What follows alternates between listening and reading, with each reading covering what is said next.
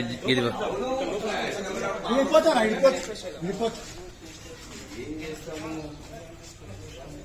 హిందువుల దగ్గర ఇదే ఉంటాయి. గుడి గుడి అంటే గుడి మింగేసినట్టు అయిపోయి ఉన్నది అవంతమానం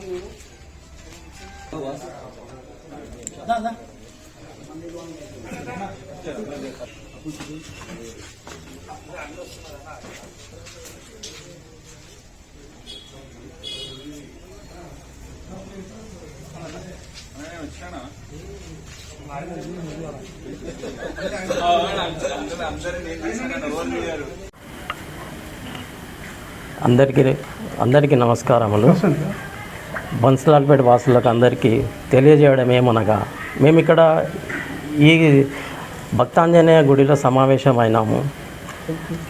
అయితే ఇది యాక్చువల్లీ పెద్దలు ఏం నిర్ణయించారంటే, ఎవరైనా చనిపోతే చేస్తే ఈ గుడిలో స్నానాలు చేసి నిద్ర చేసుకోవడానికి, అని అప్పుడు ఎవరికి గుళ్ళలోకి రానియకపోదురు కదా, దాని కొరకు అరేంజ్ చేసిండ్రు. ఇక్కడ కొందరు సన్నాయిల బాలయ్య అని చెప్పేసి బస్తీలో ఏదో డప్పు వాయించడానికి అని చెప్పేసి వీళ్ళకి ఇక్కడ ఏర్పాటు చేసిన పెద్ద మనుషులు.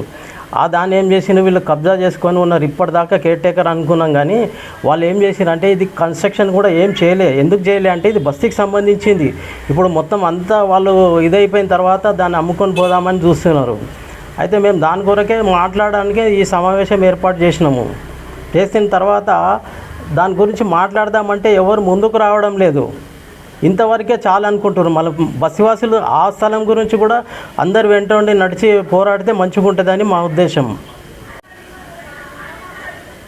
బన్సలాల్పేట్ వాసులకు ప్రతి ఒక్కరికి పేరు పేరున తెలియజేయడం ఏమనగా, సి బ్లాక్లో ఉన్న దొడ్డి హనుమాన్ టెంపుల్ ఏదైతుందో దాన్ని ఇక్కడ నివసించే డప్పు రూపకంగా వచ్చి బన్సలాల్పేటలో నివసించే వ్యక్తులు ఎవరైతే ఉండేనో కొన్ని సంవత్సరాలు ఉండే ఇక్కడ ఉండి వాళ్ళ జీవనోపాధి కలిగి మంచిగా ధన సంపదలు కూడి మంచిగా ఉన్నత స్థాయి హోదాలు మెయింటైన్ చేసి వాళ్ళంతా కూడా ఇప్పుడు ఇక్కడికి వెళ్ళిపోయి దీన్ని అమ్ముకునే ఆలోచనలో ఉన్నారు.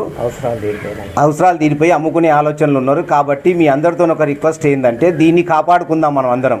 అదేవిధంగా కాంగ్రెస్ పార్టీ వాళ్ళు కానీ, బీజేపీ వాళ్ళు కానీ, బీఆర్ఎస్ వాళ్ళు, మీరు ముగ్గురు కూడా సహకరించి, 3 పార్టీ వాళ్ళు సహకరించి ఈ బస్తీకి ఉన్న ఈ దొడ్డిని కాపాడి బస్తీవాసులకు అందజేయగలరని మనస్ఫూర్తిగా కోరుకుంటున్నాము.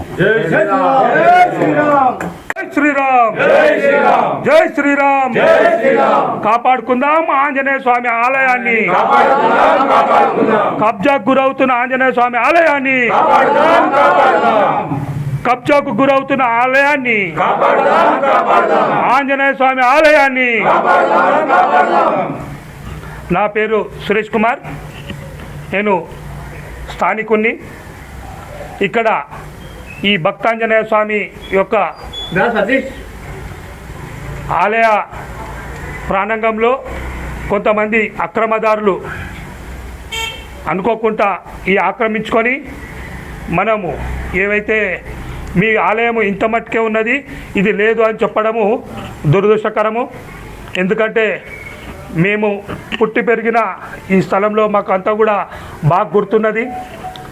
ఒక సన్నాయి వాయించుకోనికి ఇక్కడికి వచ్చి వాళ్ళకు బతుకుదెరువు గురించి వచ్చి ఈరోజు వాళ్ళు గవర్నమెంట్ ప్రభుత్వ ఉద్యోగాలు కూడా తీసుకొని వాళ్ళు దాంట్లో రిటైర్మెంట్ కూడా అయ్యి అన్ని రోజులు కూడా ఇక్కడ ఉన్నాక మా ఆలయ ప్రాంగణంలో ఉన్న ఏవైతే ఇండ్లు ఉన్నాయో ఇవన్నీ కూడా స్థానికులకు ఎవరైతే ఇండ్లలో చనిపోయినప్పుడు నిద్ర చేయడానికి మాకు ఉండాలనే ఆలోచన భావంతో అప్పట్లున్న పెద్ద మనుషులు అందరూ కూడా ఇక్కడ వాళ్ళకి ఇవ్వడం జరిగింది.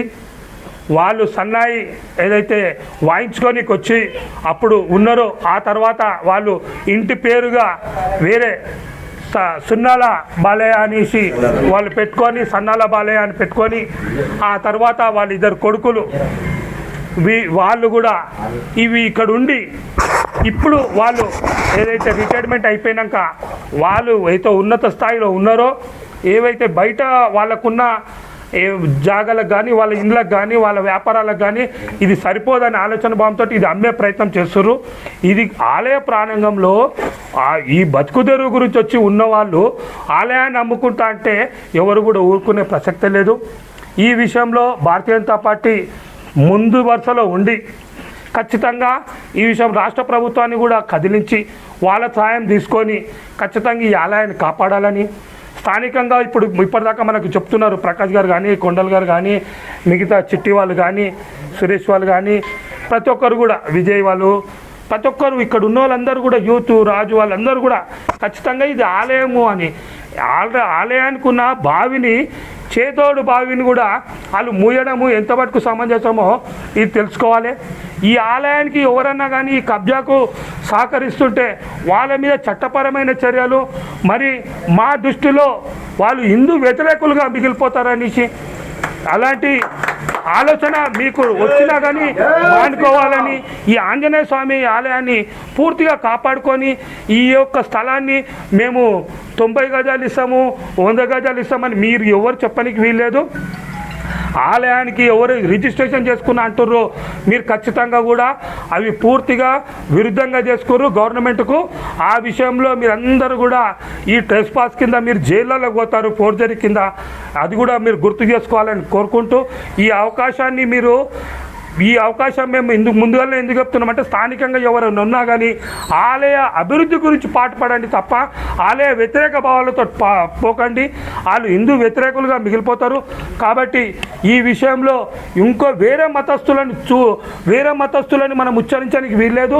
మన వాళ్ళు ఉన్నారంటున్నారు కాబట్టి ముందుగా జాగ్రత్తగా ఉండాలనేసి మేము హెచ్చరిస్తూ మీరు ఏదైతే ఈ భక్తాంజనేయ స్వామి ఆలయాన్ని ఎట్టి పరిస్థితులలో వదులుకోమని, ఒక్కవేళ ఈ విషయంలో ఇంకా కూడా ఎవరన్నా కానీ అధికారులు నిర్లక్ష్యం వహిస్తే వాళ్ళ దగ్గర మేము ధర్నాకు కూడా దిగుతామనేసి సెలవుకుంటున్నాను. భరత్ మాతాకి జై శ్రీరామ్, జై శ్రీరామ్.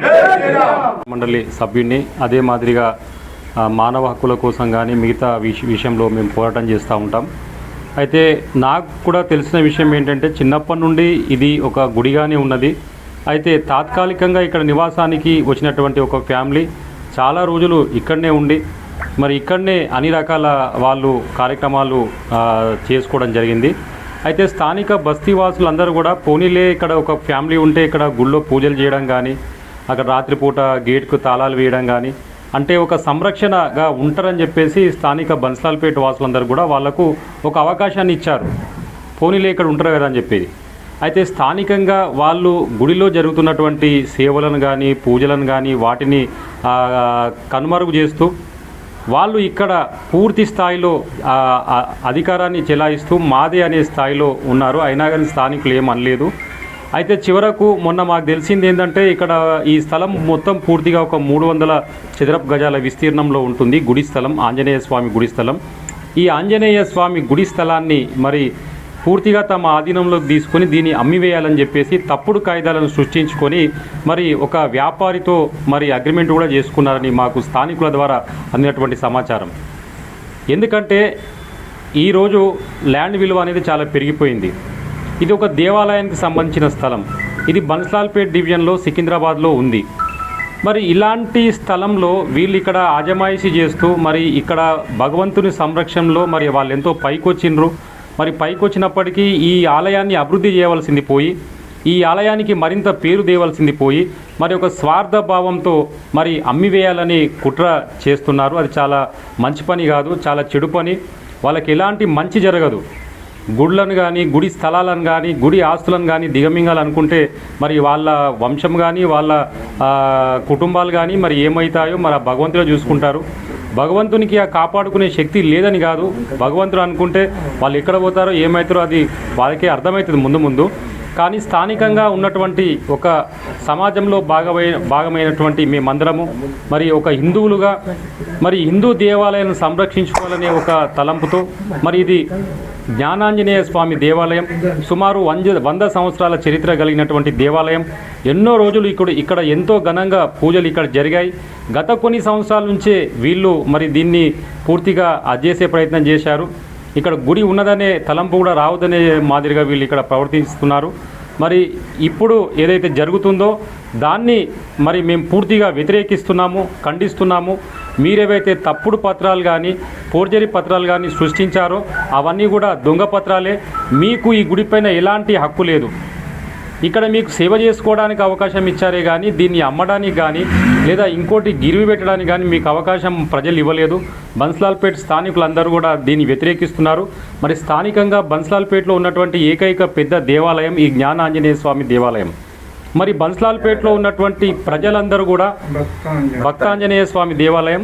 మరి స్థానికంగా ఉన్నటువంటి భక్తులు మరి హిందూ సోదరులు మరి ప్రతి కుటుంబం కూడా ఈ దేవాలయాన్ని రక్షించుకోవడానికి ముందుకు రావాలని కోరుతున్నాను. మరి ఈరోజు స్థానికుల అభ్యర్థన మేరకు మరి BJP Secunderabad parliamentary in charge Rajasekhar Reddy గారు, బీజేపీ నాయకులు మరి సురేష్ గారు, కృష్ణ గారు, మహేష్ గారు, మరి పెద్దలు మార్కండేయ గారు, మరి మిగతా మన హిందువుల కోసం పనిచేసేటువంటి మన సోదరులందరూ కూడా ఇక్కడికి విచ్చేయడం జరిగింది.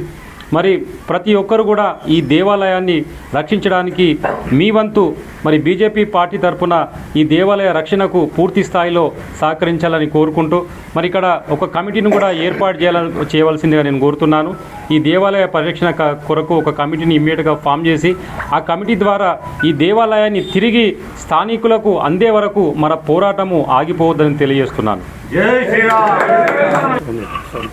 దాదాపు 100 సంవత్సరాల చరిత్ర గల బన్స్లాల్పేట్ సి క్లాస్ ఉన్నటువంటి భక్తాంజనేయ స్వామి దేవాలయం ఆక్రమణకు గురై అన్యాక్రాంతం కాబోతున్న విషయాన్ని మా దృష్టికి స్థానిక బస్తీ నాయకులు తీసుకుని రావడం జరిగింది.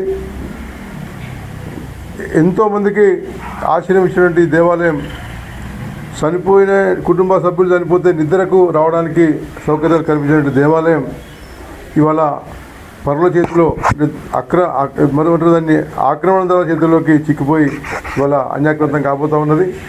ఉండడానికి అంటే దప్పు వాయించడానికి వస్తే దీనిలో రక్షణగా ఉంటారని చెప్పేసి వాళ్ళకి అవకాశం ఇస్తే వాళ్ళే దీన్ని భక్షించే విధంగా ఇవాళ దీన్ని వేరేలోకి అమ్మేటువంటి ప్రయత్నం చేస్తూ ఉన్నారు. అందుకని అటువంటి కుటిల ప్రయత్నాన్ని ఎట్టి పరిస్థితిలో సహించేది లేదు. ఎందుకంటే దేవాలయ ఆస్తులే ఈ యొక్క యావత్ చుట్టుపక్కల ప్రాంతాల యొక్క ప్రజలందరి యొక్క రక్షణ కోసం ఉపయోగపడతాయి, ప్రజల యొక్క సంక్షేమం కోసం ఉపయోగపడతాయి. కాబట్టి ఇదొక కేవలం యొక్క దేవాలయం ఆస్తి మాత్రమే కాదు, మొత్తం బస్తీ ఆస్తి ఇది, ప్రజలందరి యొక్క ఆస్తి ఇది.